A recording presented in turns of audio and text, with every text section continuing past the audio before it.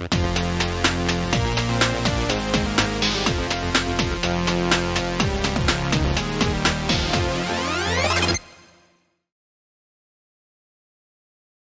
hello there. Welcome to the TYCAST. It is Thursday, September 2nd. This is our video game book club episode of the TYCAST where we're talking about Donkey Kong Country, which we've all been playing. And we're having a good time right now. This is episode 24, and we have an awesome show for you guys tonight. Thanks for joining us. We are live on Twitch. We have the VOD going up tomorrow on YouTube, on the new YouTube channel. We have the audio versions going up on Spotify and Apple and Google Podcasts. And so thanks for hanging out. We have a great panel. Let me introduce them to you guys right now. Welcome, Russ at Cryosneasel. How you doing, bud? Doing good. Thanks for having me. Yeah, of course, man. Keezus at Keezus_. How are you doing? I'm good. Good to have you back. Kenny at Kenway. How you doing, bud? Thanks for joining us again. Well, thank you. Awesome. Yeah, thank you. Liz at Liz Gains EXP. Good to have you back again. Thank you for having me again. Of course. Luke at Lukester Lee. How you doing, man? Good. It's good to be back. Awesome. Max at Monado Max. Good to have you as always. Yes, I'm very happy to be here. I'm giving a fair warning that I've been up for I've slept only for 5 hours. I woke up at 5 a.m. this morning. Yeah, So thanks if I say for some stupid stuff, fair warning. It's because I'm really tired. Just giving the fair warning out there. No worries. Thanks for making the time to get here. Nettie at Nettie Dorco. How are you doing? Doing great. Good to have you back. A little bit unenergetic today, but low energy. Well, thanks for joining us. Chris at Toaster Dog. How you doing, man? I'm well. Thanks for having me. Of course. So we're gonna get into what we picked up and what you've been playing. We'll start with you, Russ. What have you been playing? What'd you pick up? So I've only had one pickup, and that was an Xbox Series S. Oh yeah. I had the original Xbox One, and it ran like poop. So it was time for an upgrade. Sure. I mostly play on PlayStation, so I was okay with the digital only. Yeah. To go along with that, I started playing Psychonauts again, the first one. I beat it like forever ago, back on the Xbox. And I wanted to play it again before I played 2, so I figured that would be a good test run for the Series S, even though it's not a very graphically intense game or anything. Yeah, for sure. Awesome. And I've also been playing Hades still. I'm determined to beat all of those runs to finish the story. I still have only beaten it once, though. I got so close yesterday. I got to Hades, and he had just a tiny amount of health left, and I died. That's exactly so mad. What happened to me. But I'm still looking for my first run completion, and it's been frustrating. Keezus, what about you? So I have been playing Sunhaven with the crew, the squad. Sunhaven's like a fantasy Stardew Valley. Oh yeah, I saw you guys playing that today. I also picked up Code Vein, ironically, even though I don't like Souls-like games. It was on sale for 75% off, and I was like, you know what, I'm gonna try it because it's anime. So I've been playing that a little bit, struggling through it. Sure. But we're getting there. And then because of the announcement of Stalker 2 coming out, a lot of my friends from college were like, we should all just play Stalker 1 and then discuss. So I've also started playing Stalker. Nice. Some solid games. Kenny, what about you? I'm actually still kind of stuck on the ones that I've been doing, other than Sunhaven, like Keezus mentioned.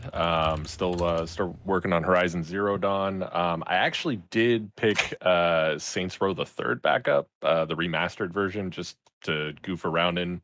It's a good classic if you're looking for something that's just silly and fun. But aside from that, in anticipation for whatever tonight's pick ends up being, I preemptively got ready for the possibility of, it's going to green screen. It's Pikmin 3 Deluxe. Pikmin 3, yeah. picked that up just in case, but I needed it for my collection anyways, and that's what I've been up to. Nice. Awesome. Liz, what about you? For pickups, I grabbed Ib and Ob, I think it's called, for me and Eddie to play. We're gonna start that on Monday, I believe. I also started playing Sunhaven last night with Squad, and that's been really cute so far. And then I've been doing solo streams again, and I've been playing Celeste and Little Nightmares. Nice. Excited to finish those. That's fun. Luke, what about you? I guess my only pickup would be Hot Shot Burn. It was pretty hilarious. I have a lot. I like that game. Yeah, that was a blast. And then the only other game that I was playing was Jedi Fallen Order, which I finally finished. Nice. That was pretty good. You like that? I need to get back into that. I started it. Max, what about you? All right, so I finally picked up Xbox Game Pass. Haven't gotten a chance to play it yet though, because my desktop's being set up this Saturday. But I have it. That's what's important. And I got the. I'm trying to think of what that game's called. Rainbow Six Siege for the PlayStation 5. That was one of the not Amazon, Best Buy's $10 games. Oh yeah. And up for PS5, and I didn't get a chance to play it because I had to put it in a box quickly since moving out. But in terms of games that I have played, I am very proudly to tell you all that I have finally, after a consistent of I think 8 weeks of me saying this, I have finally beaten Skyward Sword HD. How'd you like it? He did it. He did it, game, everybody. Thank you guys. Thank you.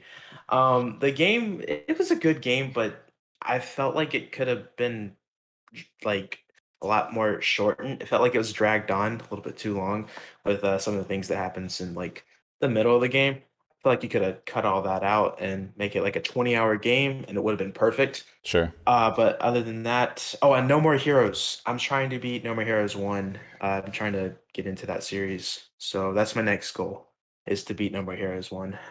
Nice. Awesome. Sounds like a good week. Nettie, what have you been playing? What did you pick up?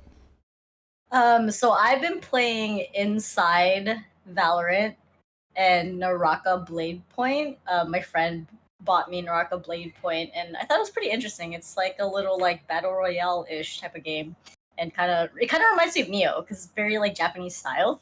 Sure. And then in terms of pickups, I did pick up, Blizz got me Ibn Ob. We're gonna start playing that on Monday. And then I did buy Hello Kitty Cruisers on the Nintendo Switch. Nice. I heard it was a rare game, guys. Okay. Gotta grab it. But that's yeah, awesome. that's all I've been doing. Nice. Chris at Toaster Dog, what about you? So I have quite a few pickups. Oh, nice. I got my father-in-law was at a garage sale and he picked up. He said, "There's some PlayStation games here. Do you want me to get them? They're $1 each." And I'm like, sure, whatever. So he comes home with a stack of these PSP games. Harry Potter, Fight Night Round 3, and 3 different Smackdowns. And also comes home with Spec Ops, Bugs Life. Nice. A great movie. 40 Winks, which I'm actually kind of interested to check out, and Spider-Man 2, Enter Electro. And then I also picked up Hades and Friday the 13th on Switch, and I've been literally playing the crap out of Hades. And I also finally got my Super NT from Analog. Oh, nice. So I haven't opened it yet, but I'm really excited to stream some Super Nintendo games in HD. And I also played I played a little bit of Rocket League, not a lot, and I also started and finished Shantae Half Genie Hero on Switch on stream. Nice. And I think that's all. Sweet. That sounds like, man, you cleaned up this week. I've been busy. Yeah. I put out a video yesterday, 2 days ago, about that Hot Shot Burn that we played on stream on Monday. It is right now I think it's back up to $15, but in like 2 weeks it'll be back down to $2. It's an awesome fun little arena battle game for 4 players online or local. If you haven't seen the video, go check it out. I played some Hades. I didn't pick up anything physically. I just realized. I am doing a giveaway for this Zelda and Loftwing amiibo. So if you go to tynology.com/Zelda, you can enter to win it. That closes on Tuesday. That's kind of what I've been doing this week. I didn't play a whole lot. I did, I think, a run or two of Hades. But yeah, that's it. So before we move on, what was I going to say? Oh, yeah. If you have a comment or question for the panel, go to tynology.com/comment. I'll read them at the end of the episode. Or you can do ! comment command to get the link. But with that said, let's get right into it. It's the video game book club week, and we've all been playing Donkey Kong Country. I'm happy to say I did beat it. I actually beat it almost 2 weeks ago. So that I know people were shocked. But I had a good time with it. I did use save states, especially at the end, because I was tired of dying. But I'm just gonna kind of open up the floor to get started on what your initial thoughts are, what your memories of the game are and stuff like that, and then we'll just go from there. So anyone, I'm not gonna go in a round table. I'll just, whoever wants to jump in first, go for it. Say that I did not like that cart level. I hated that level so much. The minecart? And First one or the second? Yeah, the little mine one. Like I don't know how. Like I was like, okay, I'm gonna complete this game without the save states. It's totally fine. And I got to that part, and I was like, what is this? This is horrible. But otherwise, like, I thought the game was really cool. Like, the first time I ever saw it was, like, when I was, like, maybe 6 years old at the dentist's office, and people were playing Donkey Kong Country before, and I was like, wow, I really want that game. And I got a chance to play it because of the whole book club thing, too, and I enjoyed it. It was really good. Like, the bosses weren't as tough, but the ending boss was, like, very unexpected. Like, I didn't think that it was going to go longer than it did. Yeah, that caught me off guard too. I was so mad when that happened. By the way, on screen, if you're watching the video version, Meander, friend of the show, he recorded his playthrough, and so I'm playing that back so everyone live can get kind of a visual. I'll be jumping back and forth through this, but he like unlocks all the secrets and everything. So I totally missed that. yeah, I didn't realize Don't even worry about it. there's like 100 secret rooms or something. I was looking up some stuff about it. So another thing, because I'm gonna forget about this if I don't say it now, is that Donkey Kong Country was created as a direct result of Aladdin for the Genesis coming out. The head of product for Nintendo saw it at CES, saw Aladdin at CES for the Genesis, and was like, "We need to do something," and flew to the UK to meet with Rare, and the rest is history. I thought that was a fun little tidbit of information. What else? Who else has something to say about it? I gotta say that one level that it's like you stop and go. I don't know what the level was called. That's a really cool level. I think that is what it's called. Stop and go. Oh, okay. Yeah. It felt like a true speed run level. It was awesome. I liked it. Unfortunately, shout out to the homie Trent. I didn't get a chance to actually finish the game because I unfortunately was like, you know what? I'm gonna play this game with a friend, and I never got to talk to that friend again ever again. Like after we were done with Donkey Kong, because we got so annoyed with the game, so we decided we're not finishing it. And unfortunately, he had the save file on the Nintendo Switch Online, and I definitely wasn't going to go through that minecart level all over again by myself. So I was like, you know what? I'm done. I got through the first two worlds. I'll consider that enough experience to talk about Donkey Kong tonight. Have you ever beat it? I have never beaten. Oh, okay. No. I made it to the third world though. I actually like I like the end levels more so than the middle ones. Like I don't remember, I was kind of all over the place because I spread out my play over a couple of weeks.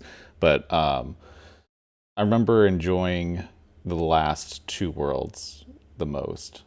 I don't remember why though, but I had fun with those. Enjoy the that flashing one. I swear, like if someone had epilepsy, like they'd be done for trying to play that level. Like I swear, I was getting sick. I don't know about you guys, but I was like, okay, my eyes hurt. Like I felt I the did same. one My eyes level, were like, right? Yeah. Yeah. damn. So what?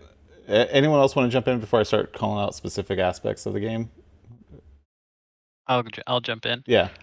So this game has a weird history with me. I had it for a while, and I got rid of it, and then so I had never actually played this game more than like the first two levels, and I've had it now again for probably close to 2 or 3 years, and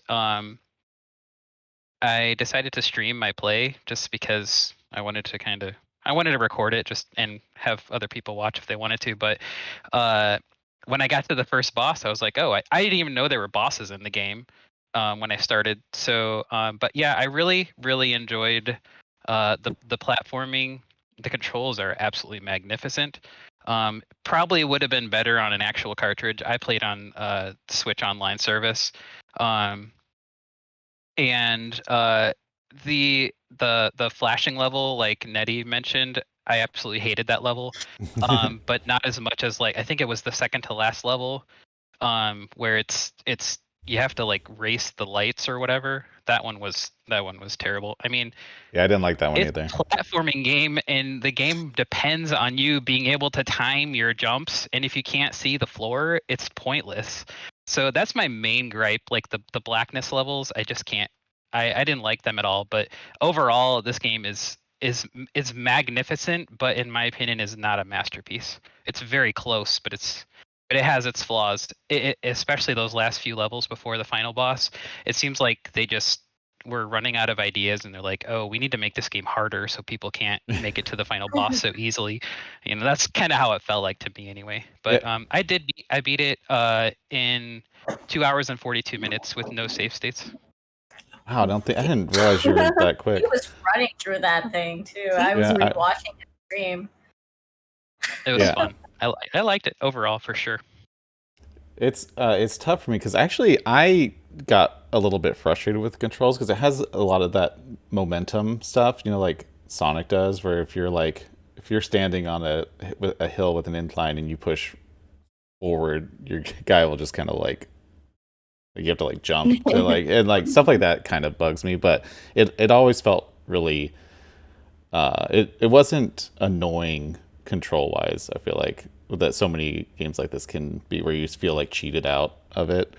But yeah, at the end I was trying to do no save states at the beginning. I think the first couple of worlds I didn't use any, and then by the end I was no shame that I was literally saving after every jump because I'm like I'm not redoing anything on this, and so also I was just like kind of like ready to be done with it. It's tough because the game kind of plays similar, like the same throughout the whole time. It doesn't. There's not a whole lot of variation between like the biggest variations are little gimmicky things in different levels, or like the minecart level in the lights, and then the stop and go. Like those, I feel like were the biggest variations in the game. Graphics. What's everyone's thoughts on like how the graphics hold up to this day for SNES? Like honestly, when I first saw it on the Super Nintendo, like it was so different compared to every other game that I've played, and I think it's still great. Yeah. I don't know though. Maybe it's because I was born in that time and I thought it was great. No, I agree. I think it does as well. Yeah. Yeah, I wouldn't say it's fugly. I mean, from the time period it came out, like it actually looks cool from the time period it came out. So I definitely like how the figures kind of look like little toy figures or clay figures. like Yeah. that style. Yeah, so the graphics are unique because they're pre-rendered. This is not unlike how like Mortal Kombat was pre-rendered everything, but that used actual photos of people. This was 3D models that were rendered and then rendered into sprite, so they're actually 2D, but they're made from 3D models. It's funny is because the computer systems that they use to render these are Silicon Graphics, which is the company that Nintendo collaborated with to create the Nintendo 64. And so this kind of was the beginning of a long partnership with them, which is kind of funny because I remember there were so many things when this first came out. They're like, this is like even in the ads for this game, it was like not available on Sega, doesn't need a 32x adapter. Like they were going after Sega. It's like on current gen systems because it just looked so radically different. And especially like the 3D backgrounds and parallax effects and stuff. You didn't see all that, especially with all the rendering, and I liked all the techie side of it. Yeah, because that was still running on a 16-bit console, so Yeah, and which I was watching a video about it, and they're like the backgrounds were the hardest things to render because on the Super Nintendo the backgrounds were in like 64 tiled pieces that had to be reused, and so creating these crazy complex 3D looking backgrounds are tough, and they had to expand all the storage, like as much storage on the cartridges as possible. Russ, what about you? What were your biggest like highs and lows of the game? So the graphics was actually the reason I picked the game. Oh, I've always wanted to play it mostly just because of the way it looked. But I had a lot of fun with the whole game. I tried to go through it without using save states too, but by the time I got to the ice world, I was done. I started rewinding. I think that's where I started using it. I didn't want to have to go through those levels. I tried, but I got to like the second world after the save state in the ice level, and I just kept dying on that one, and it wasn't worth me trying. I think even at that time I had like 40 lives or something ridiculous, and I still burned through all of them. So Sally convinced me to rewind. Oh, the infamous He's a bad influence on all of She us. said you're supposed to keep it secret. Why did you just like expose her? She was the one that exposed herself on Discord, so I told her I wasn't going to say anything. No, it was Neander saw it when he was watching your stream replay. He saw the chat replay of Sally. Because Neander he was going to be on this episode for the first time ever, so he's always in the Discord for the TYCAST group, and it's his replay that I'm playing right now. But it was just hilarious how he was watching the replay of your stream, and then Sally, what did she say? She's like, "Screw Neander," when you're contemplating using rewind or save states. I just like the I don't know. I laughed so hard when I saw that in the Discord when he was like, "Whoa, look what I found." But no shame. I'm not good at these old games, and so I have no shame using the save states. I'm gonna beat it if I can beat it once. It's just if like just the consistency isn't there, whatever. I'll take it.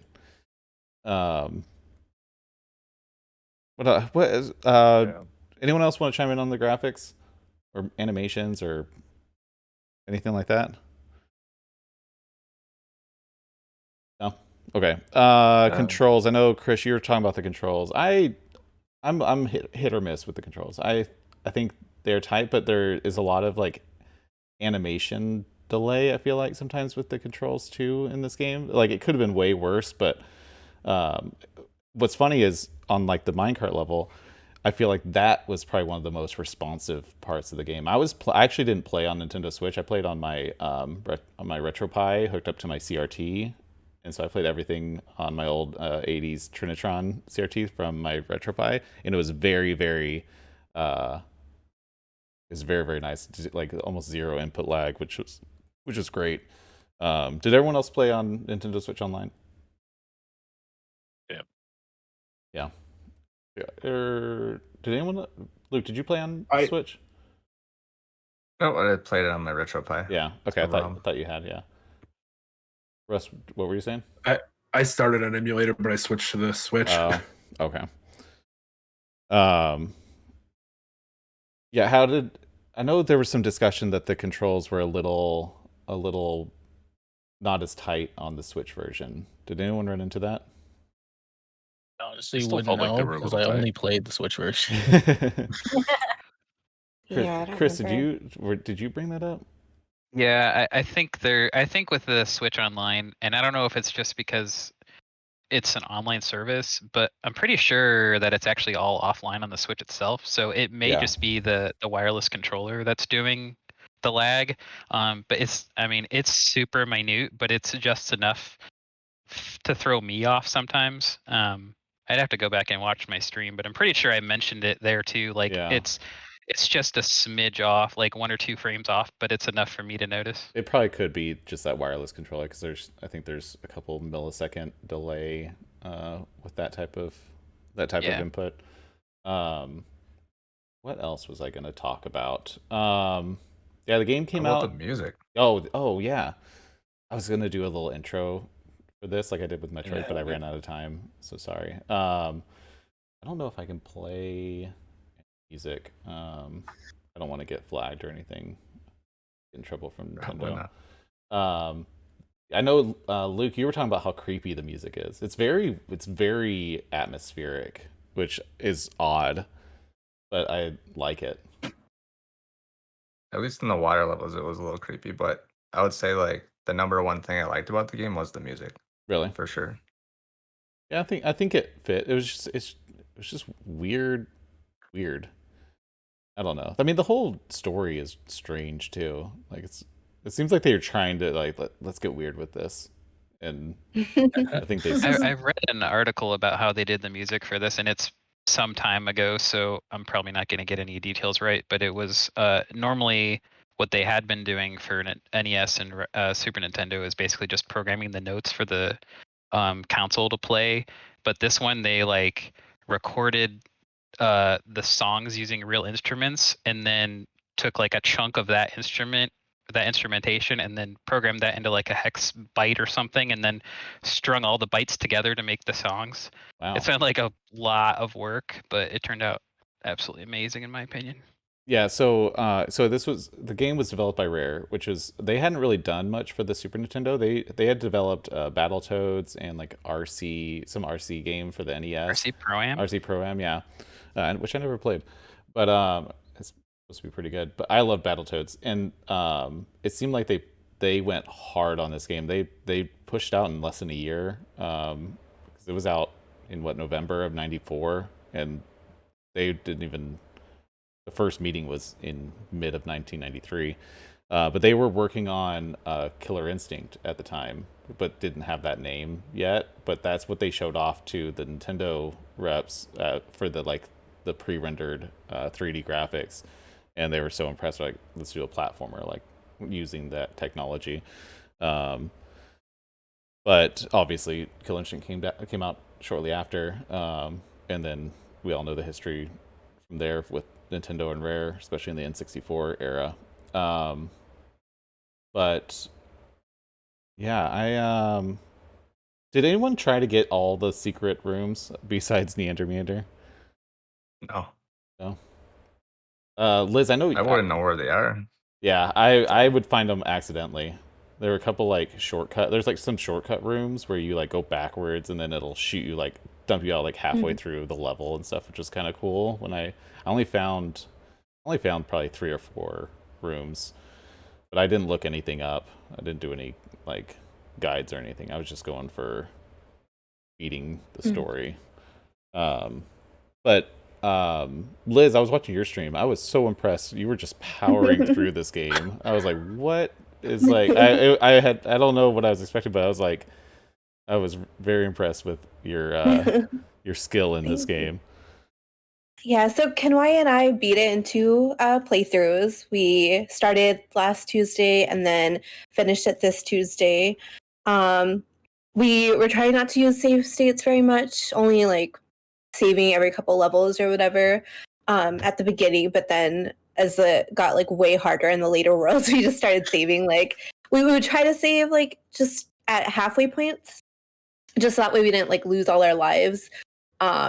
But I think at the last couple levels, we were just like trying to finish. It was like 12:30 in the morning, and we Oh, really wanted to yeah. beat that game. I was Yeah, we I, stayed up super late. I was editing my video and I was like, it finally like in bed. It was 3:30 in the morning and I'd finally finished editing. I looked and you guys were still playing. I was like, oh. Yeah. So we really wanted to finish. So then we finished. started using save states more, like during portions like of the level, not like after every jump, but Yeah. after like getting through a good portion of the level, we'll save it. The first couple worlds I found pretty easy because I had beaten the game as a kid. Like I grew up with that game. Well, it wasn't mine, it was my cousin's, but I played it a lot. So the first couple worlds I knew pretty well, and I I was surprised at what secrets I had remembered. The minecart level, I actually like knew the controls. Like I knew exactly when to jump. It was I just like had that Yeah. but like yeah, memory or whatever. The later worlds were much harder, and I wasn't as familiar with them, so I didn't really know where the secrets were. I think like the 4th or 5th world was like the toughest. Yeah. Right, Yeah. plans like It was around the ice world where I feel like it kind of yeah. Oh was yeah, where we it's started just to so like be like, okay, slippery. because it was so slippery and easy to, we were losing Yeah. lives and we're like, let's not redo this. And because I wasn't so familiar, like I remember there was a water level, and it was like the one where you're trying to like there's that thing that's chasing you, that big like spiky ball Oh, thing. yeah. And then so you'd be like trying to like rush through the area to try to get away from it. And then like on the other side where you can't even see would be like squids or whatever. And I'd be like, like you can't even stop. Like you really have to like play over and over through those parts because you don't know what's coming up, but you're supposed to go fast. It's So that was kind of frustrating. It's funny because I typically don't like water levels like universally, but I actually didn't mind these water Mhm. levels. I feel like the controls were better than how most games Mario. handle water. Yeah, it Yeah. didn't feel as like sluggish where it's like you're Mhm. fighting against the controls. I think that's one area where they definitely did it right control wise, Mhm. where it wasn't as Yeah. frustrating. And I Yeah, I like think that was the only water level I didn't like, but the other thing is I like all the like friends that you ride on, and like oh yeah, the ostrich and the yeah. swordfish and stuff like that. I think that's I kind of wish they would have utilized those more because I feel like I got each one like one time, and maybe I missed a bunch, Mhm. but it felt like I was like I didn't utilize it enough, and it was such a cool aspect of the game that I kind of wish that it was used more. Little treats. Yeah. Yeah. On the screen, we're doing this stop and go level, which that level frustrated me for sure. That one was a pain. It is Um, a neat concept though, just as far as like it's basically red light, green light in a level. And mhm. that was pretty cool to just kind of get that kind of a variety to Yeah. a platformer. No, yeah, for Yeah.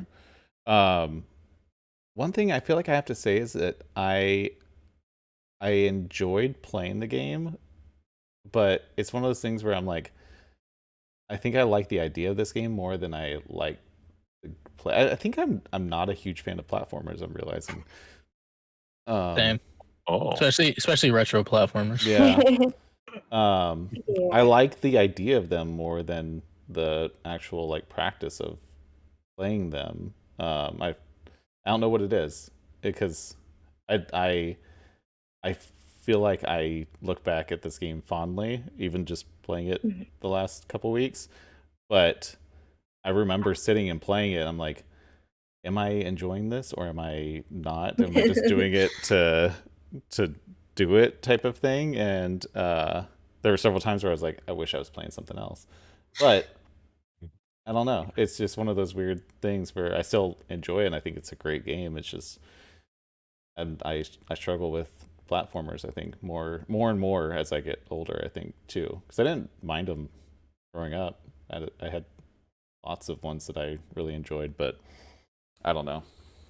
I was talking about it with Planes and Keys about like how I'm glad I played it again. It was fun to like go through that again, but by the end I was just glad that I was done with it. Yeah. Especially with the later worlds, it was just getting so hard.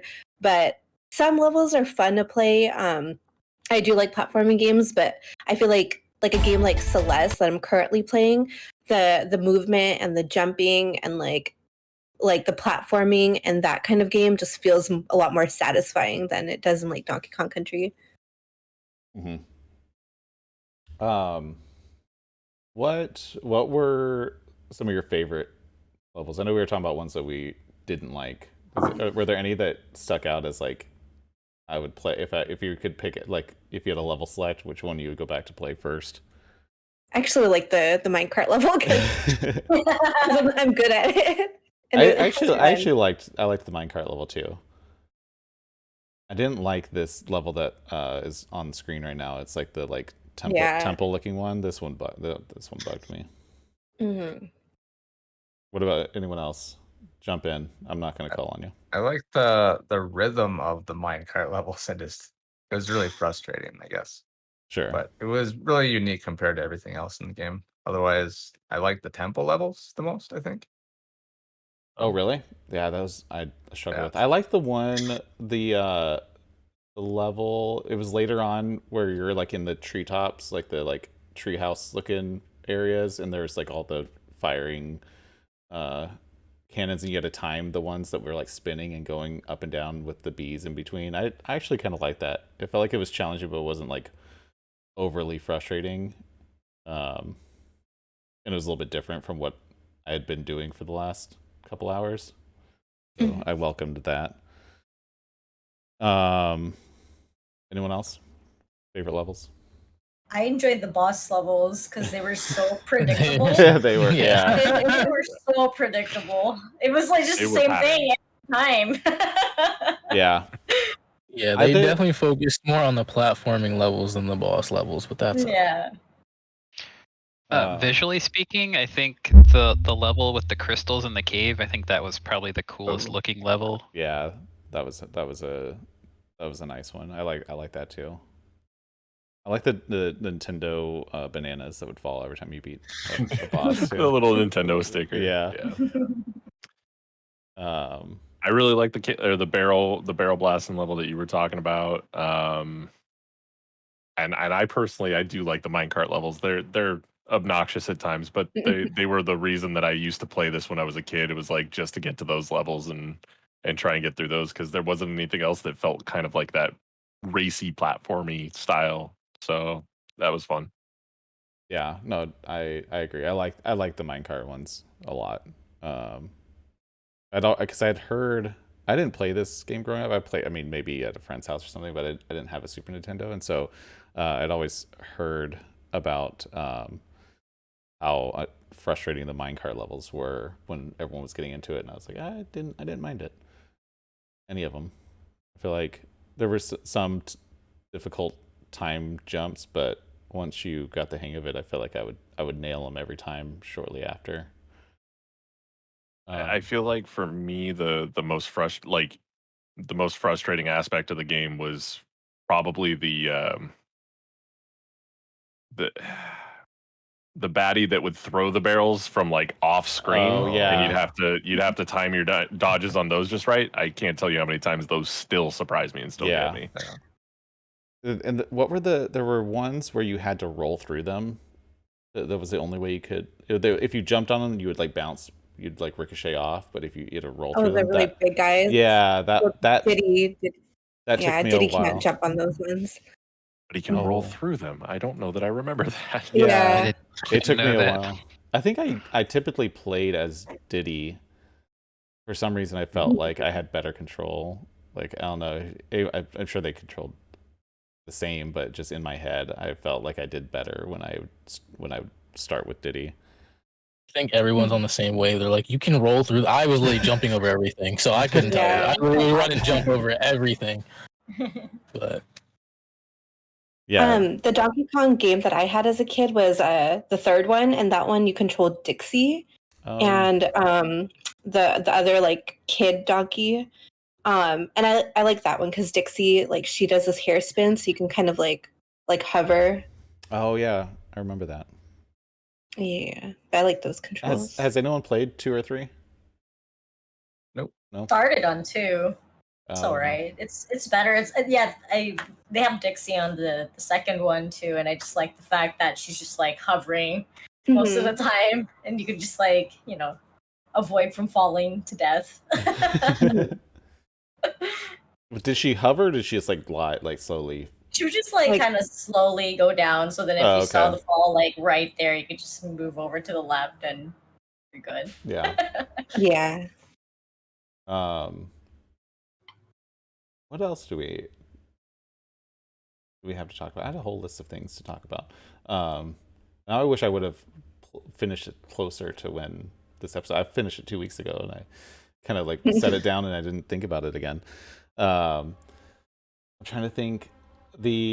So I actually had some problems with the queen bee boss, and I don't remember why. I remember being really frustrated with that boss. It was the only one that I like died on several times, and now I'm like, I can't remember. That one you had to throw explosive barrels at, right?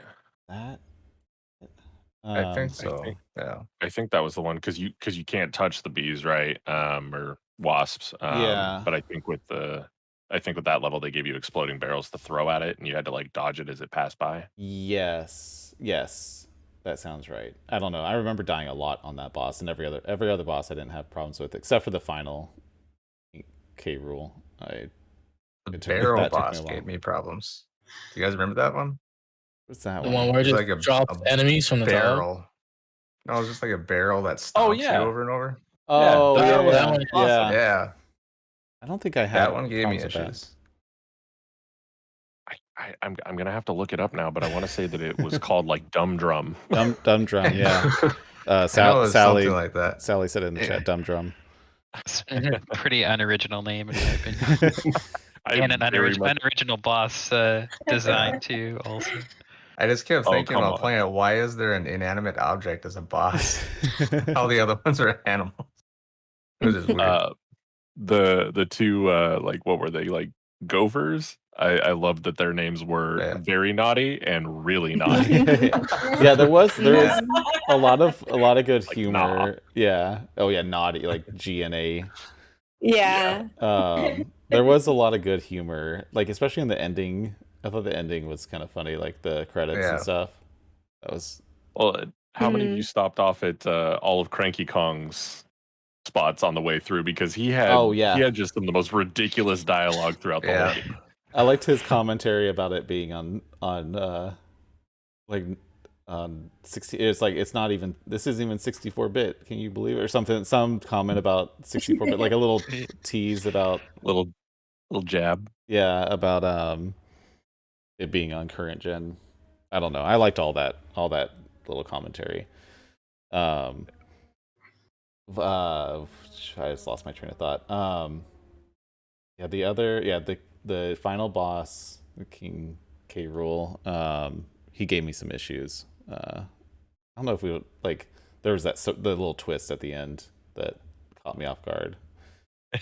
It got you, did it? I wasn't gonna say anything if there was no spoilers, but yeah, the little oh yeah, it's over. Just by the way, yeah. I don't think that's a huge spoiler, but I had no idea and I died immediately. I was like, damn it. I thought that was amazing.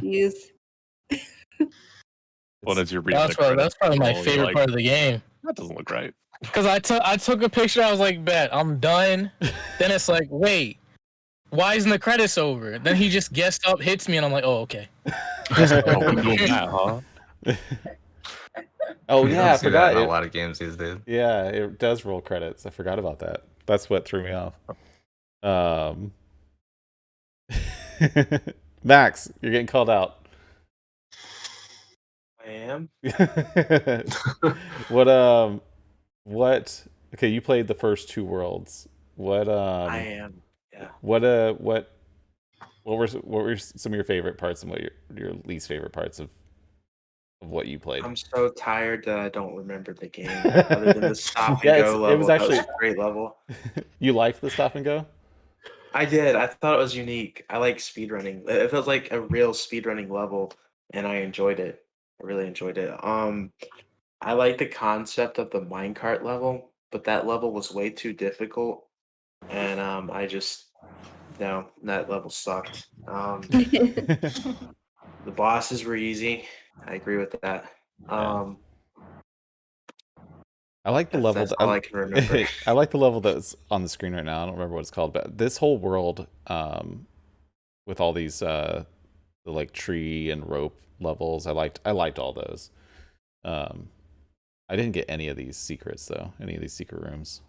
Me neither. I would not have known I had to There's so fall off the screen. Yeah, there's a bunch. There's a bunch of those where you have to like try to kill yourself to find some of these things, which I don't like that with old games, where it's like we ran into that with Save states make it Metroid. so much easier to do that. Yeah, that's true. Yeah. But yeah, that was my gripe with Super Metroid. It's like things that really help you to beat the game. I feel like this game it not so much. Like yeah, you can get some cool, fun little worlds like this rhino running through this ice level. But with Super Metroid, I felt like there were so many things that were kind of almost critical to helping you beat the game that they would just hide in like a random wall in a random room. If you shoot at a certain angle, then it unlocks it. Like stuff like that, where it's like there's no way to like logically find that without just spending hours and hours wandering around inside this game. Which I know that's like these games. That's how people played them back in the day. Like you just had the time to explore and everything, which I think is a tough thing. We've run into it. At least I've run into it now twice, where the time limit of okay, you have a month to beat this game or get as far as you can for the book club. It definitely changes the way I play the game. Did anyone else run into that where they're like, okay, I'm on deadline to play this. I'm gonna take some shortcuts. I'm gonna like I did that with save states. Like maybe if I was just like freestyling it, maybe I would have had more patience to die more. Yeah. We use the save states a lot more because we wanted to finish it. Yeah. Yeah, we were bound and determined on Tuesday night to wrap it up. So we were save stating toward the end like crazy because we were just like, no, we're not going to keep repeating this spot. It was cool, just like seeing you guys pop on stream and then seeing Donkey Kong Country. I was like, that's rad. Like, because I think when I first saw you guys start streaming it, I didn't realize that I didn't know that you guys were going to be playing it, and so that was cool to see, just kind of organically pop in. I'm excited for more viewers to join in. Well, I'm curious what's going to be this month's entry. I have the wheel set and primed to get to spin. Let's see. I'm ready. I'm ready for Doki Doki. Doki Doki. People's already started playing that. I know. They're like in anticipation. What else? What's also funny is a lot of like this whole storyline was completely created. Like Diddy Kong wasn't a character before this, correct? Like, this is the first appearance of Diddy Kong, which became such a like staple, like Diddy Kong Racing for the N64, and kind of like it's crazy how this game, like you could tell. I was watching some documentaries today on like the development of this game, and you tell they were just like, I don't know, there's a little monkey, and then there's like this old monkey, and then there's a love interest. Like you tell they were just yeah, the Candy. That's how they wrote her in, as like when they were talking with the development team or someone at Nintendo or something. But yeah, it's just funny. You could tell they had no idea what, like, I mean, they just were just freestyling it. They're like, yeah, let's just go crazy with this and create this weird, wild story about all these creatures mad that the monkeys have all the bananas or something. Like that was the whole storyline. I was talking to Liz, and I was like, honestly, I've played games where I didn't understand storylines, but this one specifically, I had no clue. I talked to the old man the whole game. I was like, I had no clue what's going on. Yeah, you were trying to get your banana pile back. Yeah, they just want their bananas. Yeah, That's all I understood. It's funny. It reinforces. What was it last week? Where I was talking about like games with complex stories. I struggle with because for some reason they don't. I mean, or just weird where it's like the story is little snippets in between gameplay that has nothing really otherwise to do with the story. It's not like constantly like reinforcing the storyline while you're playing it, and so Sally, here we go. I don't know. I mean, yeah, obviously this is just a platformer, but it's funny how they try to turn it into like this like kind of more complex story, which is fine. It's a Super Nintendo game. I have no qualms with that. But yeah. Mario is just about saving the princess every time. Yeah, exactly. It's not I'm getting roasted in the chat. By a mod, no less. Yeah, what the hell? Ty, I hate gamesnology. I'll remember that, Sally.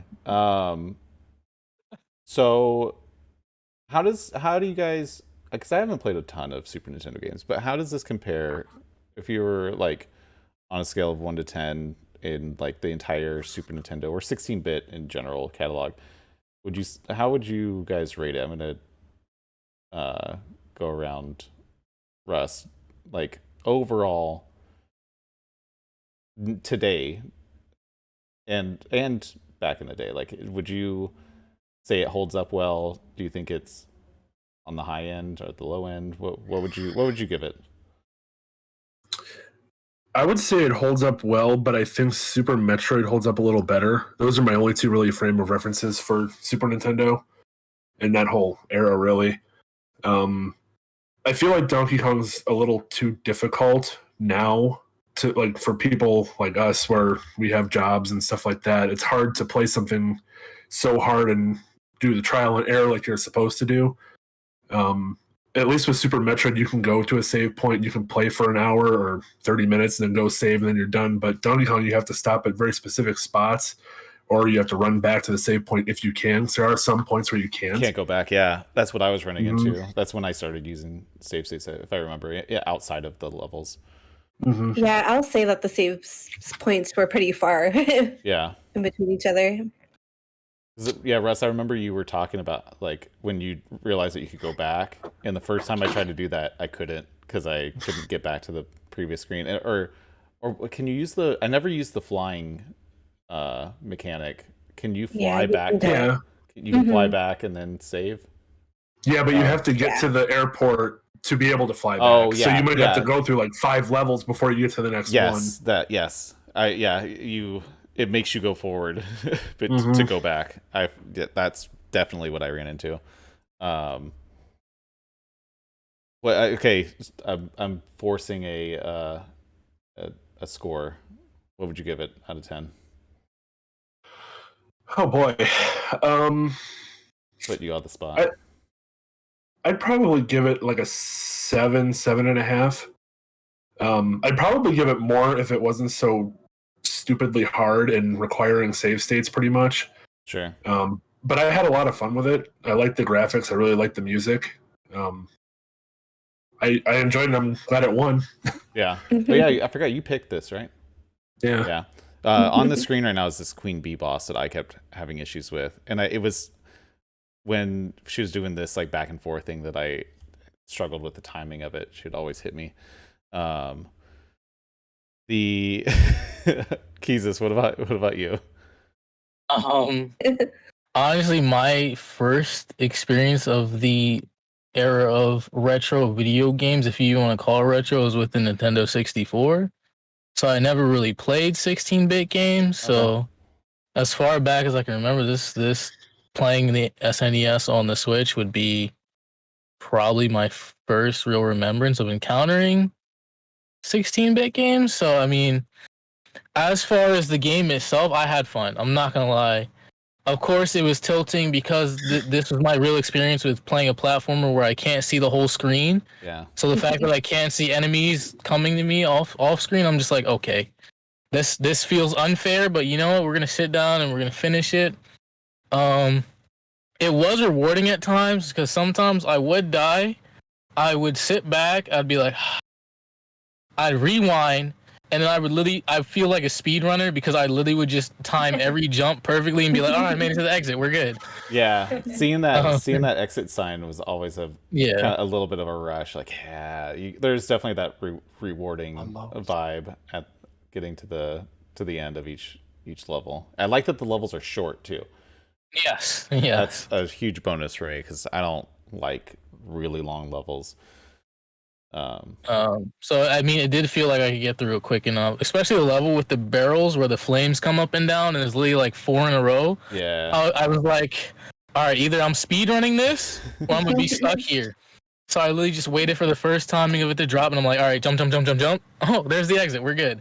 I was like, I have never really sped run a game before, but this is making me feel like a speedrunner. So as much as I say I hate the experience of it, it still was a fun game. Out of 10? I would give it a solid 8 out of 10. Oh, nice. That's higher than I. As a retro platformer and being one of the first retro-ish platformers where it was made to be a struggle, I was like, it was an enjoyable enough experience for me. For sure, I agree with all that. Kenny, what about you? So I'll just jump in and say right off the bat that I would also give it an 8 out of 10. For me, I look at a few different factors. One of them being like one of the big ones for me in terms of scoring is replayability. And because I know that I played this when I was a kid, and then whenever I go back to just like have a little bit of nostalgia kick back with the SNES and play something on it, right? This one, I always know that if I plug this one in, I'm gonna have a good time. Sure. So between replayability being very high for me at least, the graphic quality of the game, the soundtrack was just it's iconic at this point, and just the general feel of the game. The only reason I dock it is because the one thing that we all notice is that it's got a goofy story that doesn't really have anything that drives us per se. It's just like, hey, Sure. we're gonna get to the end.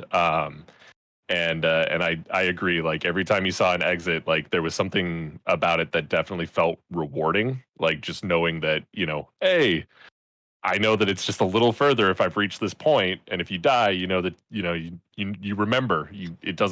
That feeling doesn't go away. You're like, oh, we're super close, so we're gonna get there and we're gonna get this done. So Yeah. I've always enjoyed the experience every time I picked it up.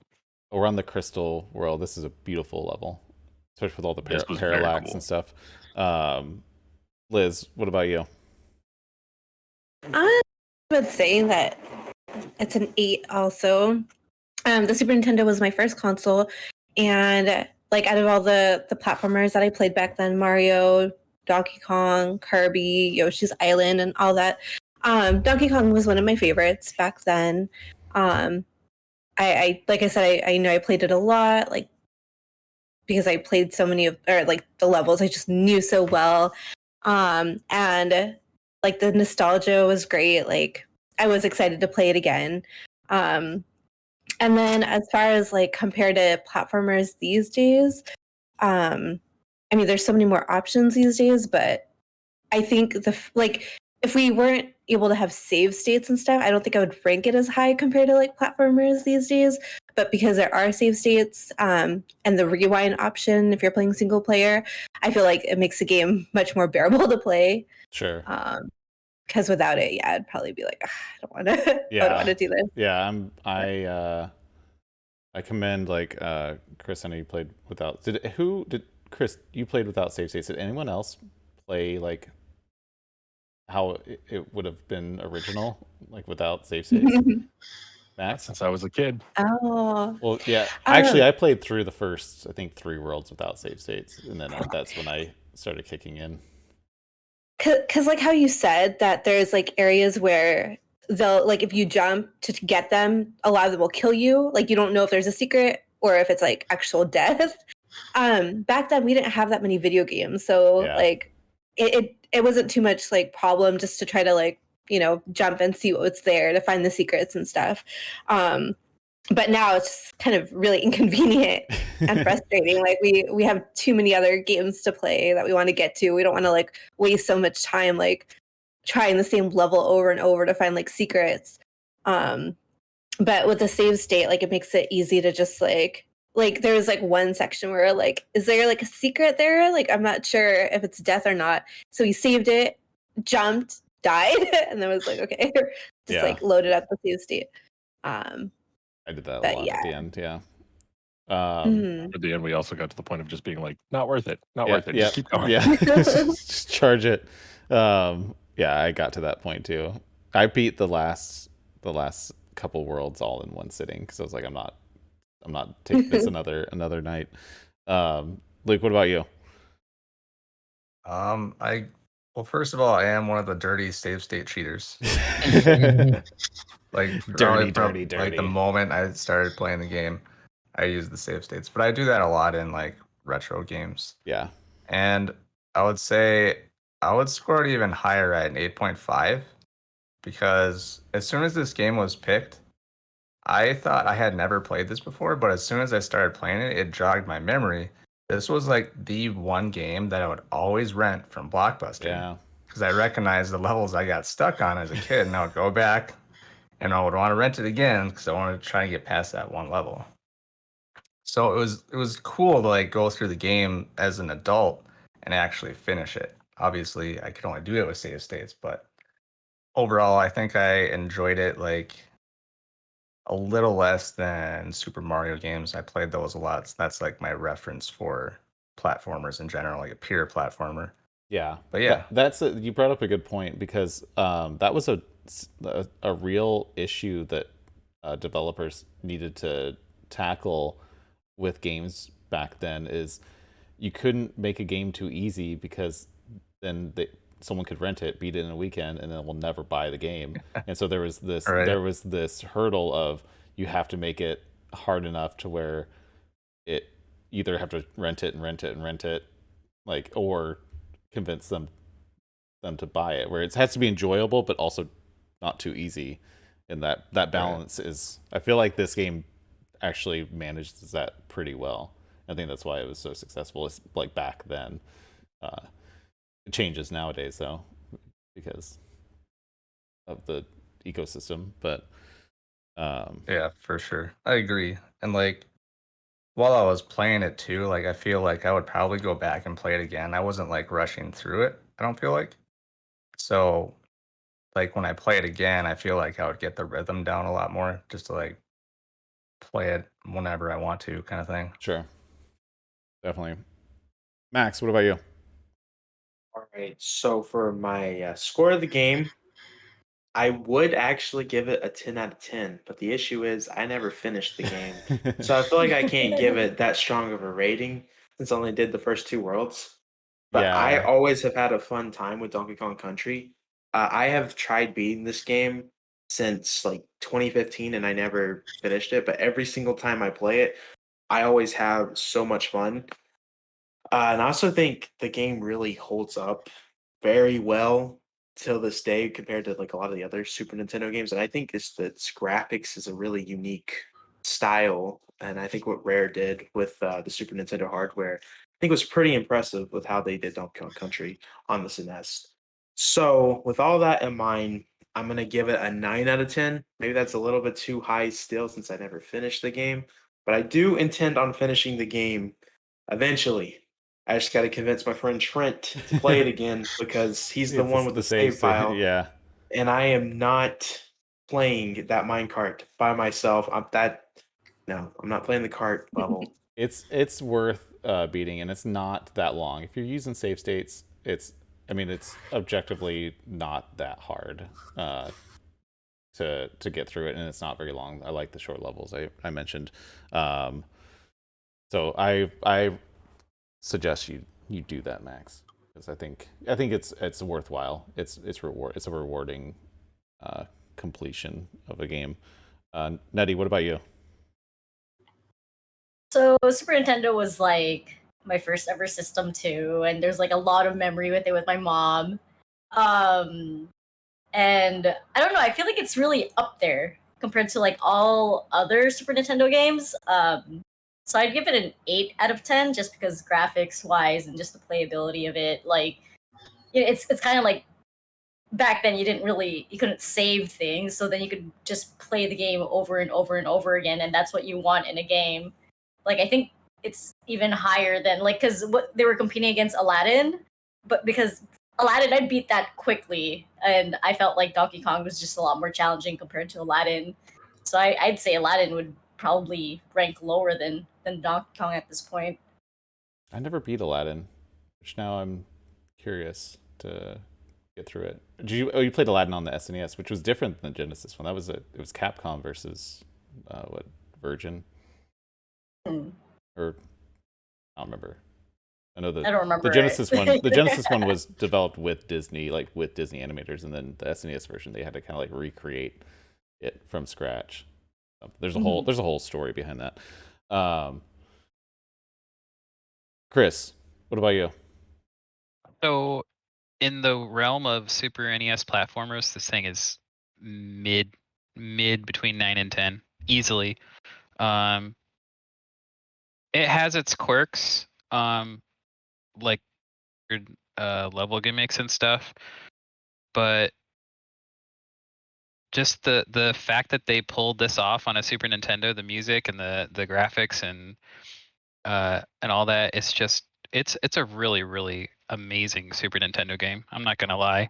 Um, I think it still has a little bit of room left to improve. But I'd rank it way up there with Super Mario World. Probably maybe a smidge better, just because Super Mario World is just your basic. It's still really great 16-bit platformer. It didn't really, other than coming from Mario 3 to Super Mario World, Donkey Kong Country did stuff that Super Mario World was not even close to accomplishing, in my opinion. So I think like the whole game, including the development cycle and all that, is better than Super Mario World for sure. Nice. Speaking dropping bombs out here. I so the more Oh, I I forgot to oh mention. yeah, Sorry. go. I have zero nostalgia for this game. I never had a Super Nintendo when I was a kid, so I have no nostalgia. I don't have a lot of nostalgia for Super Mario World, other than whenever I would go to a friend's house, that's what I would play because everybody had it. Um, but yeah, this game, no nostalgia. It's very good. Yeah. I'd probably personally give it like a 7.5 out of 10. I think it's a great, like, in the realm of 16-bit platformers. I think it's one of the, like, in the top five probably for me. Um, and I really enjoyed it. I think maybe it was the way that I played it. I too don't have any nostalgia for it, and so that may be affecting my score a little bit. But yeah, I'm like comparing it to, like, I know Super Metroid isn't this nearly the same. That game felt so much more expansive, and by the nature of the game, too. I liked I liked what Donkey Kong Country did, what it was trying to do. It did really well. So I can't bash it for any of that. It's just, I think part of it's my personal, like, I don't get that joy from platformers as much as maybe I used to. But that said, there's some very rewarding moments in the game and very fun moments. I really enjoyed playing through it. I'm glad that I beat it, that's the thing. I don't know if I'm just really glad that I beat it just to say that I beat it, or if I was like how much I was really enjoying it. I think if I was doing it like co-op, I probably would enjoy it even more. I'd probably would have ranked it higher. I didn't know it was co-op back in the day. I had no idea that you could play 2 players on this game until I saw you, Liz, and Kenny playing it together. I was like, whoa. And so I don't know how I missed all that. I bet I would have enjoyed that a little bit more than just sitting in my right there playing it by myself. So yeah, I like the chat. Okay, so what time is it? Okay, we're good. All right. At bedtime, that's what time. Yeah, it is. Max. So Max has been moving all day, and like, what you're like you like moved like an hour and a half away from where you currently live, right? Yeah, Yep. that's a so no worries with like zombie Max over here. I appreciate you making it.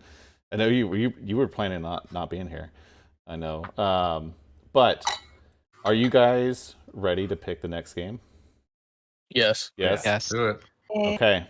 Scared. So, I might need help with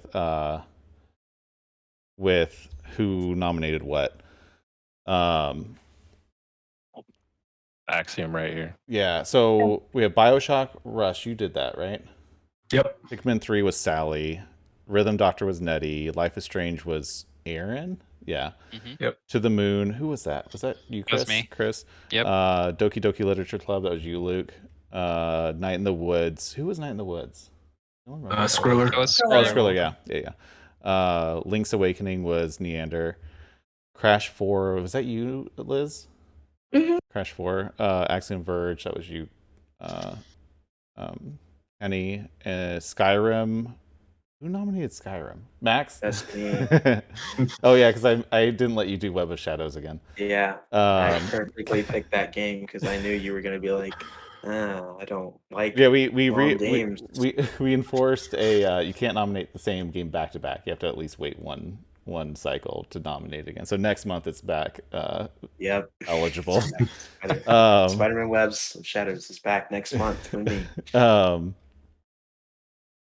So and then I nominated Crypt of the Necrodancer, which is on sale right now for like $3 or $4. It's worth it. Get it anyway. So here we go. You guys ready? I have to click to spin. I need like a drum roll or something. Ready, set, go.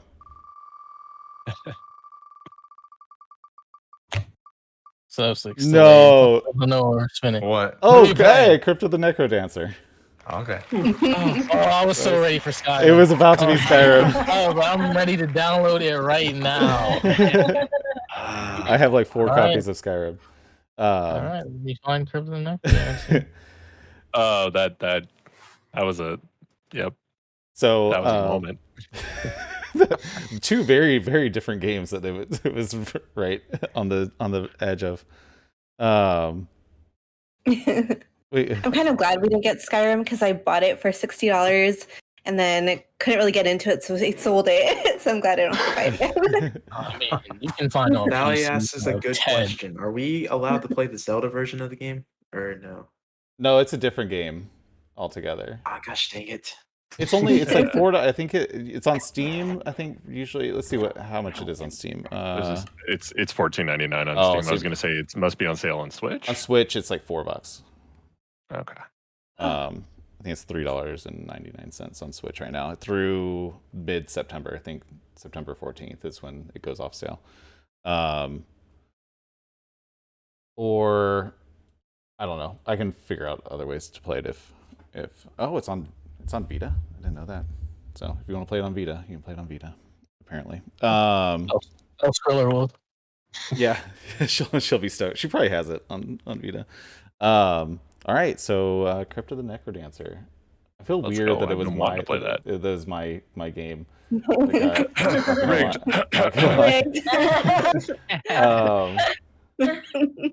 For the record, I thought all the picks were amazing. I wanted. Yeah, to everyone try did. any of Everyone them, did really good. It was a wide variety